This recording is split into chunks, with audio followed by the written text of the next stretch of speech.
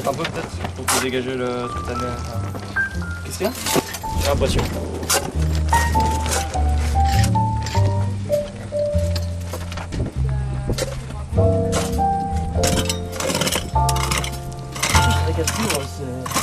C'est trop facile. Bonheur. C'est bien du Romain quoi. Tu fais des bêtises quand t'es pas là. C'est que des... Donc c'est toujours beaucoup de questions autour de cette structure, avec des choses qui ont été dégagées très finement, comme des petites plaques d'enduit qui se trouvent ici, pour lesquelles on ne sait pas encore s'il s'agit d'enduit qui couvrait un mur ou alors d'un espèce d'enduit lissé qui était plutôt un sol. Ça fait partie des hypothèses. Ce matin, c'est je ne sais pas si tu les vois Henri, mais de gros fragments d'une urne en céramique non tournée avec, semble-t-il, un décor de chevron sur la panse, qui sont des éléments de céramique et de poterie qui fonctionnent directement avec cet ensemble. Donc on voit bien des briques qui sont encore entières ou quasi entières, certaines avec des décors probablement digités, donc des traces de doigts en fait simplement. Sur celle-ci, on retrouve ces traces de doigts et on se demande s'il n'y a pas eu un décor volontaire de chevron, puisque le décor semble se poursuivre sur la partie de la brique qui a disparu. En ce qui concerne l'UNF 41, donc le grand bâtiment, il y a des questions qui sont toujours en suspens, mais il est fort probable que ce bâtiment ait été fondé. C'est-à-dire qu'une tranchée ait été creusée avant l'installation des blocs. Mais en tout cas, ce qui est sûr, c'est qu'on va s'arrêter cette année sur un niveau qui est visible grâce à tous ces tessons qui sont écrasés au sol. Maintenant qu'on a fini de fouiller, on a en coupe, on a la berne et on voit en fait se dessiner chaque couche. Alors on essaye de retrouver les couleurs et retrouver les textures pour ensuite les faire apparaître sur notre schéma. Et du coup on les numérote de manière claire pour comprendre l'enchaînement des couches. Et on s'aide aussi en plaçant ce qu'on voit. Donc on a des galets, on a des tessons, des fragments de céramique, des petits os et nous en fait ça donne ça. Donc après on prend les mesures, on a notre mètre qui est là, on voit la distance et on la replace après sur notre papier millimétré. Bah là tu vois après, là j'ai vraiment l'impression qu'il y a autre chose. Ça fait peut-être plus partie du niveau de sol ou alors tu vois c'est... Là j'ai peut-être l'impression que tu vois ça marque. Ce truc là c'est l'impression que ça marque peut-être la limite. Tu vois. Du coup au terme de cette campagne, on s'est principalement concentré donc, sur cette maison, donc l'UNF 40, qui est délimitée donc, toujours par ces mêmes murs qui ont été assez bien dégagés ici et ici. On voit le mur MR005 qui se prolonge jusque là. Donc ça délimite un bel ensemble dans lequel on a cette structure bâtie. Elle est délimitée par plusieurs parois rubéfiées qu'on voit ici en orange ici, avec du gravillon ici. Et en fait, on a l'impression qu'à une époque, il devait avoir un foyer, une sole, parce que là, on voit plusieurs éléments de sol qui sont là, là et encore là. Et en fait, on a l'impression que c'était un foyer en fosse qui en fait a été perturbé à une époque postérieure et qui a été creusé, dans lequel qui a servi de dépotoir, dans lequel on retrouve des pierres, des céramiques plantées et des fragments de meules. Donc on a vraiment l'impression d'avoir un foyer ici très perturbé et qui n'est pas forcément en place. À l'extérieur de la maison, qui est sans doute à une époque postérieure aussi, une autre structure a priori couverte ou du moins semi-ouverte. Un mur ici, donc plutôt en basalte, qui est complètement accolé au mur précédent, mais qui est légèrement plus ancien et surtout qui est dans un appareil tout à fait différent, ici du basalte alors qu'ici on a du galets. Donc cet ensemble là il fonctionne avec tout ce niveau de gravier qui s'étend, qu'on voit très bien, qui s'étend jusque là, jusqu'à ce retour de mur. Donc là on a un espace très bien délimité qui doit fonctionner aussi avec ce niveau de galets qu'on a déjà découvert depuis une semaine. On a identifié plusieurs éléments de ce niveau de sol, des trous de poteaux ici et ici qui ont été fouillés. Donc ils ont été découverts parce que le niveau de sol était percé, le comblement était légèrement différent. Donc voilà, on a des trous de poteaux qui servaient sans doute à supporter des poutres, enfin des poteaux supportant des charpentes ou toutes sortes d'éléments. Et en fait, ce niveau de sol, ce qui est intéressant, c'est qu'il est clairement délimité sur son flanc occidental et méridional par une espèce de ligne plus limoneuse qu'on voit ici et qui fait un angle vers ici. Et on suppose en fait qu'il y avait un mur en bauge, donc c'est un mur en argile qui a complètement fondu et complètement disparu et qui en fait ici aurait formé une légère dépression qu'on voit ici. Là, ce gros trou, c'était réalisé pour un prélèvement micromorphologique afin d'analyser en laboratoire plus particulièrement le sédiment de cette petite cuvette. On achève la fouille à moitié du dépotoir qui vient recouvrir la voie, dont on a retrouvé l'ultime recharge sous mes pieds. Donc un cailloutis très fin et très bien construit. Donc ça porte à 4 le nombre de recharges de cet espace de circulation qu'on avait dégagé en début de campagne et qui se poursuit vraisemblablement sous mes pieds, là, sous ce dépotoir cendreux. Et ce qui est intéressant qu'on a découvert là sur les ultimes jours de cette campagne de fouille, c'est l'angle de ce bâtiment qui vient borner de ce côté-ci à l'ouest notre espace de circulation. Un bâtiment qui interpelle un petit peu, donc on n'a pas une grande surface pour raisonner, mais qui interpelle un petit peu dans la mesure où, en termes de construction, dans cet angle, on a une pierre en calcaire qui est employée, qui est mise en œuvre, une pierre qui est à peu près taillée et surtout qui est donc en calcaire, et ça c'est un matériau qui est très rare en fait sur le site. Et elle est vraiment, c'est une pierre d'angle, une pierre qui vient chaîner les deux pans de mur qui s'articulent perpendiculairement, qui eux sont le reste du tracé de ces murs est en pierre de basalte, c'est quelque chose de plus traditionnel. Donc ça déjà, ça interpelle un petit peu. Et on commence à discerner différentes couches qui correspondent probablement à l'abandon. En tout cas aux éléments d'architecture qui ont fondu sur place. Et on discerne deux choses distinctes. Une bande plus jaunâtre et plus caillouteuse ici, délimitée par ces pierres, et qui se poursuit là parallèlement à ce parement qu'on a ici. Très probablement on est sur le parement interne. Et ça c'est intéressant aussi parce que si ça se confirme, donc on n'aura pas le temps de le confirmer cette année, mais si ça se confirme par la suite, on arrive sur une épaisseur de mur qui est assez conséquente là, qui fait au moins 60-70 cm de large. Ça c'est des choses qui sont beaucoup plus épaisses, des murs qui sont beaucoup plus épais que ce qu'on connaît habituellement dans les bâtiments, les maisons plus traditionnelles qu'on a fouillées jusqu'à présent. Donc voilà, on a peut-être quelque chose ici, peut-être un édifice un petit peu particulier, marqué par cette pierre taillée en calcaire dans l'angle, et puis par les épaisseurs de mur. Et sur le flanc occidental de ce bâtiment, on a mis au jour une couche de destruction, là aussi qu'on n'a pas pu appréhender et qu'on fouillera l'année prochaine, qui pose un peu les jalons de la fouille à venir. Couche de destruction marquée là par des niveaux cendreux, des niveaux charbonneux, des niveaux rubéfiés, et qui évoque grandement ce qu'on avait pu observer de l'autre côté de l'espace de circulation dans le cœur de l'habitat. Donc voilà, c'est intéressant parce que c'est des éléments qui viennent vraiment structurer notre espace de fouille et on commence à mieux se repérer spatialement et comprendre comment l'habitat a été structuré. Ça devient très intéressant pour nous.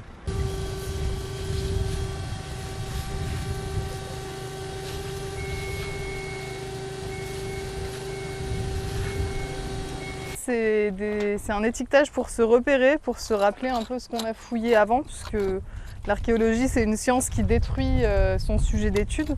Donc à chaque fois qu'on va vouloir étudier une couche, pour faire ça, on est obligé de l'enlever et donc on ne l'aura plus en place. Donc ça c'est des bermes, on appelle ça des bermes, c'est des témoins de ce qu'on a fouillé en fait. Et du coup, on trace dans la berme les limites des couches qu'on a fouillées pour pouvoir avoir un témoin et repérer l'altitude de chaque couche les unes par rapport aux autres, comment ça s'organise, etc. Ça nous permet aussi de faire ce qu'on appelle des sections ou des relevés. Donc c'est des dessins qu'on va, en fait, on va dessiner ce qu'on a dans la berme. Donc on va prendre une feuille de papier millimétrée, généralement ça se fait au 20e sur des grandes portions comme ça. Et on va redessiner, donc on va mesurer à chaque fois l'épaisseur, les altitudes de chaque couche et on va les redessiner sur du papier. Et du coup là on marque les petites étiquettes, c'est des numéros qui nous permettent de nous rappeler à quel US ça correspond. On fait ça un peu partout, il y en a tout le long là. Donc le fossé, on a vu qu'il y avait le creusement là qui venait couper une structure hydraulique qui date probablement de l'époque romaine. On a suivi le creusement donc à l'est qui est ici, qui part quand même assez en pente, il plonge bien. De l'autre côté, le creusement on l'avait déjà à l'ouest, qui avait à peu près la même forme aussi, qui est bien vertical. Et étant donné le temps là qui nous restait, vu qu'on a on a eu un peu de mal à trouver la limite est du fossé, ça nous a pris plus de temps que prévu. Donc vu le temps qui nous restait, on a décidé de faire un sondage à l'intérieur du fossé pour essayer d'atteindre le fond du fossé et voir un petit peu le profil qu'il pourrait avoir. Est-ce qu'on aurait plutôt un fossé en V, un fossé avec des parois très verticales qui a l'air très profond, un truc un peu moins profond qui s'aplatit sur le fond, etc. Donc là on a un sondage du coup. Au-dessus, il y avait beaucoup de niveaux de galets, de gravier, de cailloutis. Et là, on atterrit sur des couches qui sont beaucoup plus argileuses, où il y a beaucoup moins d'inclusion de cailloux. Il y a même moins d'inclusion tout court. En termes de mobilier, c'est pareil. Je sais pas, là, vous avez pas beaucoup de... Ouais. Là, on arrive sur des couches qui sont quasiment stériles. Il n'y a presque pas de mobilier. Le dernier niveau, il y avait un seul tesson.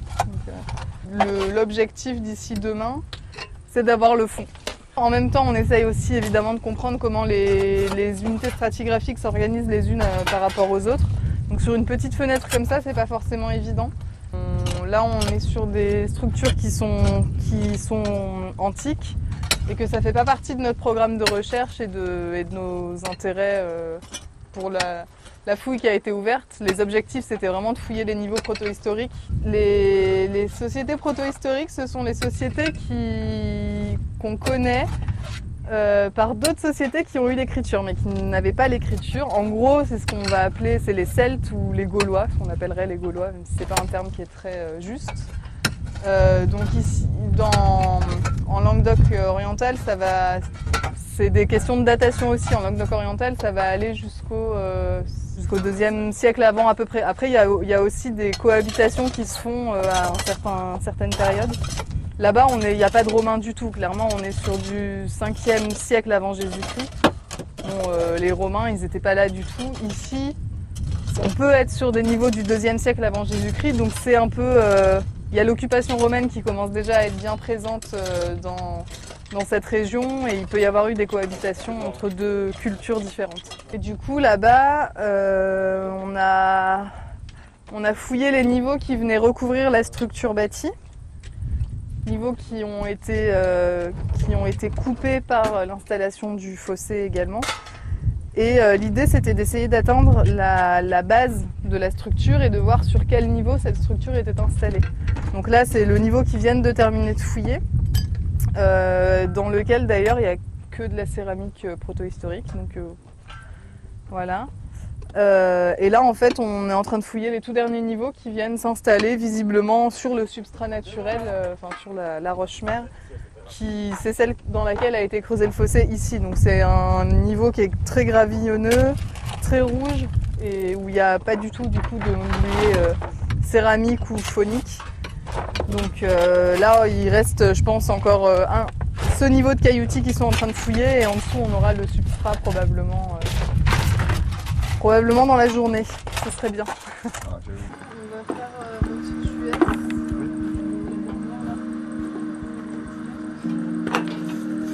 Il manquait les deux qu'on a pas fouillé, qu'on a documenté. Puis celle qu'on a fouillé.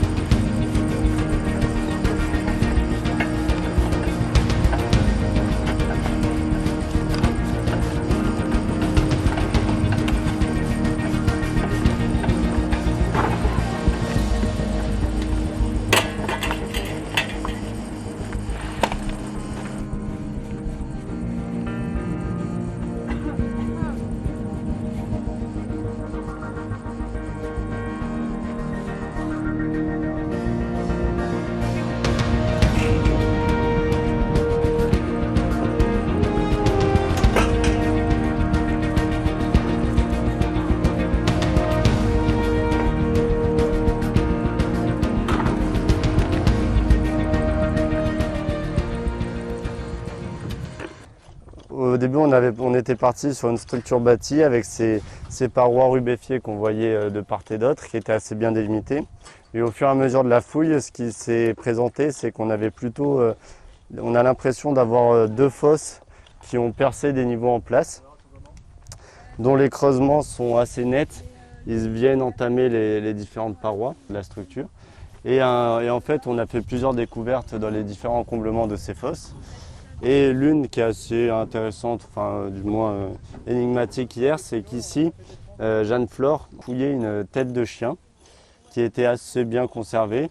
Et elle présentait en fait une particularité puisqu'elle a des traces de découpe au niveau des mandibules, en fait, sur le crâne. Donc les mandibules ont été retirées volontairement ou l'animal a été dépecé. Du coup, cette tête de chien plus la découverte de certains objets céramiques un peu particuliers indique qu'on est dans une fosse un petit peu avec un mobilier un petit peu original. Donc en gros, c'était un pied de coupe ou d'urne en céramique non tournée gauloise. Et en fait, elle a été visiblement sciée dans sa partie haute.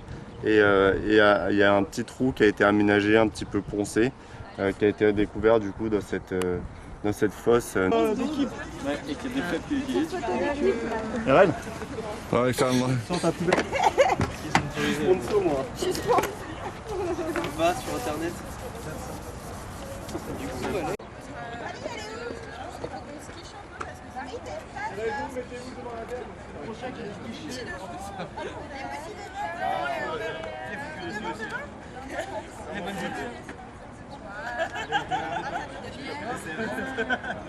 Qu'est-ce qu'il y a, monsieur que je fais comme il faut pas. Non, on dit pastis. Attendez, on voit pas stage.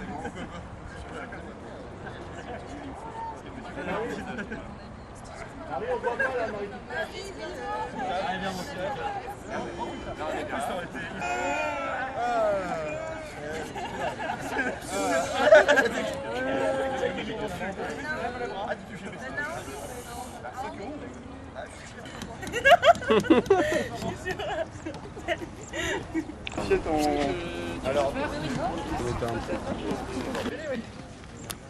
C'est un souvenir que vous prenez?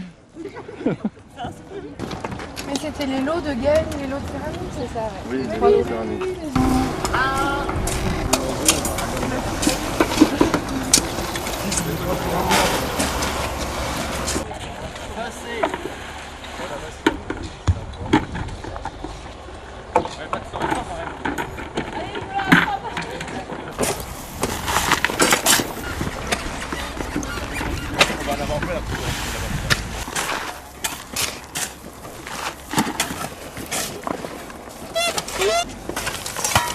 Julien, t'as vu l'allongement des pattes?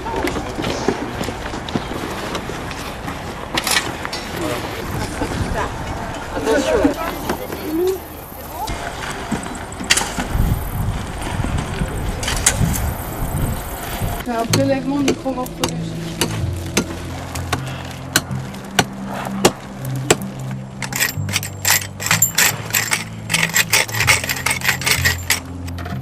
C'est vraiment de la merde. Je sais pas comment tu peux apprécier de plus chaud ou de péter le machin. Je vais quand même chercher un peu chaud. Je mets les numéros de greffe directement sur le prélèvement avec les clés.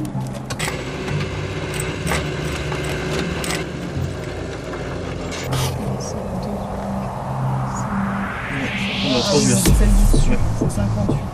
58, 57.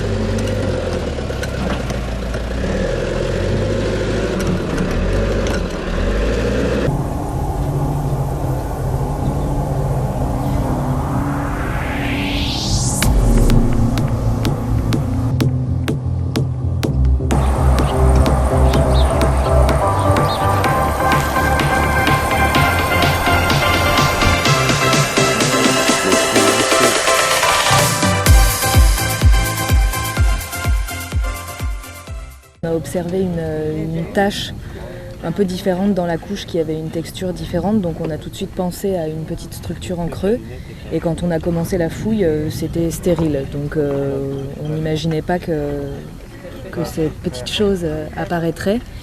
Et il s'agit donc d'un bébé qui a été enterré dans la maison, en fait, pour faire un point rapide sur les pratiques funéraires.